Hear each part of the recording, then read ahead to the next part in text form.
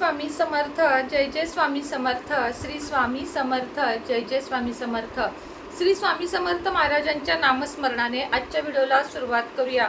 शुभ दुपार तुम्हा सगळ्यांना. कसे आहात तुम्ही सगळे? आशा व्यक्त करते स्वस्त असाल, मस्त असाल, स्वामींच्या सेवेमध्ये रममाण असाल.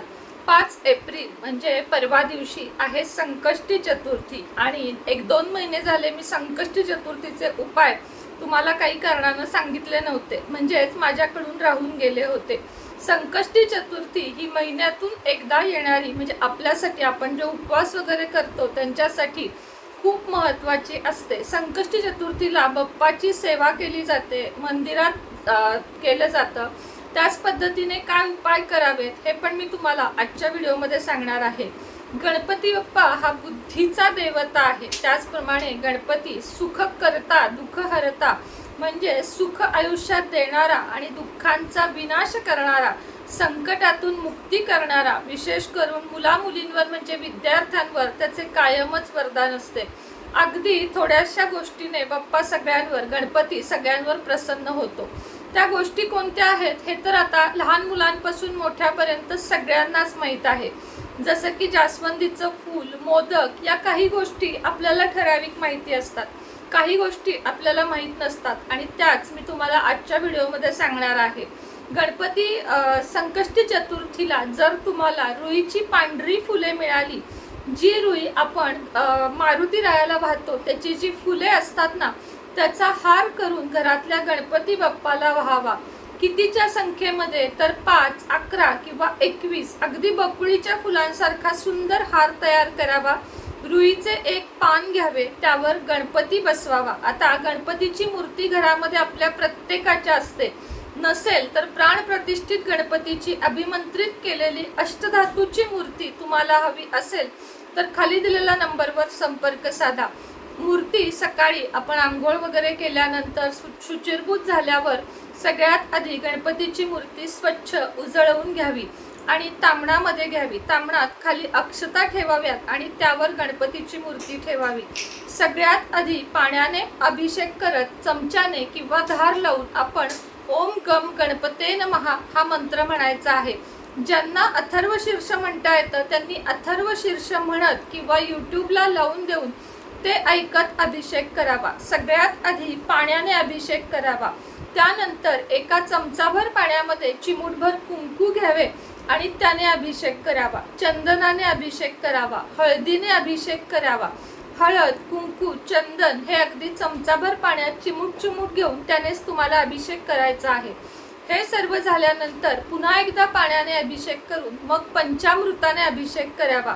पंचामृताने जेव्हा अभिषेक करत असू तेव्हा ते तामण खालचे बदलून ती मूर्ती स्वच्छ असावी, कारण जो अभिषेक आपण पंचामृताने करणार आहोत ते आपल्याला थोडेसे प्राशन देखील करायचे आहे. म्हणून जेव्हा आपण पंचामृताने अभिषेक घालू तेव्हा एका स्टीलच्या ताटलीत किंवा वेगळ्या पितळेच्या ताटामध्ये तामणामध्ये गणपती बाप्पा ठेवावा आणि मग 21 वेळा ओम गम गणपते नमः किंवा गणपती अथर्व शीर्ष लावून देऊन अभिषेक करावा.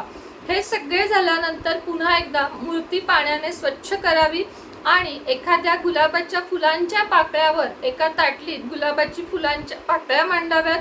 त्याच्या मधोमध गणपतीची मूर्ती ठेवावी. ओलेच कुंकू नेहमी गणपतीला लावावे. सेंदूर लावला तरी ओला लावावा. लाल चंदन लावले तरीही ते ओलेच लावावे. कोरडे कोणतेही पदार्थ गणपती बाप्पाला अर्पण करू नयेत. आपल्या करंगळीच्या शेजारच्या अनामिका बोटेने ओले कुंकू करून ते गणपतीच्या बरोबर इथे लावावे. त्याच्यावर ओल्या अक्षता देखील लावाव्यात आणि मग तुमच्या आवडीप्रमाणे शेंदूर असेल, लाल चंदन असेल ते लावावे. गणपतीला केवड्याचे अत्तर असेल तुमच्याकडे तर नक्की लावा, नाहीतर जे असेल ते गुलाबाचे अत्तर लावा. जानवे घालून घ्या. 5 ह्याचे आपले कापसाचे वस्त्र घालून घ्या. त्यानंतर गुलाबाचे किंवा जास्वंदाचे लाल फूल आणि 21 दुर्वा गणपतीला आवर्जून अर्पण करा.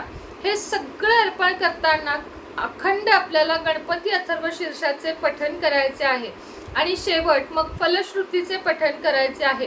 तुपाचा दिवा, तेलाचा दिवा, गणपतीची आरती, नैवेद्य, मोदक असेल किंवा फळ असेल, डाळिंब असेल, गुळ खोबरे असेल, असा काहीतरी नैवेद्य नक्की दाखवून घ्यावा. रुईच्या पानावर गणपती ठेवून त्याला रुईच्या फुलांचा हार घालावा। आता जे मी तुम्हाला व्हिडिओमध्ये टायटलमध्ये दिलेले आहे तो उपाय बघूया। सगळ्यात आधी 21 मुगाचे दाणे, मुगाची डाळ नाही, हिरवे मूग, हे हिरवे मुगाचे दाणे 21 हातामध्ये घ्यावेत। मुलगा मुलगी जे असेल त्यांच्या हातामध्ये 1-2 मिनिटं ठेवण्यास द्यावे। आणि मुलं जर कळती असतील तर त्यांना सांगावे की एक मूग हातात घ्यायचा आणि ओम गम गणपते नमः या मंत्राचा जप करत तो गणपतीला व्हायचा। असे 21 वेळा 21 दाणे व्हायचे। 2 मुलं असतील तर 2 वेगवेगळे 21 दाणे द्यायचे आहेत। जर लहान मुलं असतील किंवा मोठी असतील जे तुमचे हे उपाय वगैरे ऐकणार नाहीत, त्यांच्या वतीने 2 मुलांचे 21-21 म्हणजे 42 असे दाणे तुम्ही ठेवावेत। प्रत्येक मूग वाहताना मनात तुमची इच्छा आणि मुलाची प्रगती, मुलावर आशीर्वाद हे बोलूनच आपल्याला मुगाचा दाणा व्हायचा आहे। दुसऱ्या दिवशी म्हणजे 6 एप्रिलला हे मुगाचे दाणे मुलांच्या भातामधून घालून त्यांना खायला द्यावेत। शिजवून अर्थातच आमटीत किंवा भातामध्ये, पण शक्यतो भातामध्ये घालून ते शिजवून मुलांना खायला द्यावेत। मुलं लांब असतील तर त्यांचे ते नीट ठेवून द्यावेत आणि ते नंतर आल्यानंतर त्यांना खायला घालावेत। आता दुसरा 1 रुपयाचा जो उपाय तुम्हाला सांगणार आहे तो म्हणजे उद्या गणपती बाप्पाच्या मंदिरामध्ये 1 रुपयाचे नाणे टाकताना किंवा वाहताना, टाकताना नाही म्हणायचे, सॉरी, 10 रुपयाची नोट घ्या किंवा 1 रुपयाचे नाणे घ्या। जर तुम्ही नोट घेतलीत तर तुम्हाला त्याच्यावर तुमची इच्छा लिहायची आहे, कोणतीही, कर्जमुक्ती, विवाह, नोकरी, चांगल्या मार्काने पास किंवा पॅकेज, कुठलीही तुमची स्वतःचे घर, जी काही इच्छा असेल तर त्या नोटेवर हिरव्या किंवा निळ्या पेनाने लिहावी आणि मग ती नोट दक्षिणा पेटीमध्ये टाकावी। 1 रुपयाचे नाणे घेतले तरीही हातामध्ये ते नाणे घ्यावे, तुमच्या इच्छा बोलाव्यात आणि हे 1 रुपयाचे नाणे मंदिराच्या दानपेटीमध्ये टाकावे। मंदिरात जाताना किमान लाल फूल आणि खडीसाखर दुर्वा इतके तरी घेऊन जावे आणि दर्शन करावे। आपण घरामध्ये कितीही सेवा केल्या तरी मंदिरामधला जो ओरा असतो तो आपल्यासाठी खूप जास्त पॉझिटिव्ह असतो। ज्यांना ज्यांना आपल्या मुलांसाठी, मुलींसाठी किंवा आपल्या मोठ्या मुला मुलींसाठी गणपती रुद्राक्ष मागवायचा आहे, जो मुलांची बुद्धी त्याचप्रमाणे सर्वांगीण विकासासाठी आहे, तर गणपती रुद्राक्ष आपण अभिमंत्रित करून तुमच्या मुलांच्या नावे देत असतो। तो हवा असेल तरीही तुम्ही आपण दिलेल्या नंबरवर संपर्क साधू शकता। त्याच पद्धतीने विद्यार्थ्यांसाठी खास शैक्षणिक ब्रेसलेट, व्यसनमुक्ती ब्रेसलेट, विद्यार्थ्यांची प्रगती, नोकरी, कर्जमुक्ती, धनयोग ब्रेसलेट सुद्धा आपल्याकडे उपलब्ध आहेत। फिरोजा, मनी मॅग्नेट, पायराइड हे 3 ब्रेसलेट जे कोणी हातामध्ये घालतो त्याच्यासाठी तर सगळेच मार्ग उघडे होतात आणि हे कॉम्बो घेतला तर तुमच्या आयुष्यातले सगळ्याच अडचणी दूर होतात। मुला मुलींना दृष्ट लागत असेल, वाईट व्यसन असेल तर त्यासाठी सुद्धा आपल्याकडे ब्रेसलेट उपलब्ध आहेत। आपल्या आपल्या अडचणी सांगून त्यानुसार तुमच्या नावे रेकी करून तुम्हाला नक्कीच ते दिले जातील। आता कुणाच्याही ऑर्डर आल्या नसतील अजूनही तर अगदी माफी असावी, पण कमेंटमध्ये न लिहिता व्हॉट्सअपला या आणि ज्यांचे आलेले आहेत मेसेज रिटर्न त्यांचे मी मुद्दाम अनरीडमध्ये ठेवलेले आहेत, कारण ते मी लिहितानाच बघत असते। तर चला आजच्या व्हिडिओमध्ये इतकंच। उद्या चतुर्थी आहे। ज्यांना ज्यांना आपलं लक्ष्मी कुंचन हवे आहे सिद्ध केलेले किंवा गणपती मूर्ती, महाराजांची मूर्ती, त्यांनी दिलेल्या नंबरवर संपर्क साधावा। श्री स्वामी समर्थ।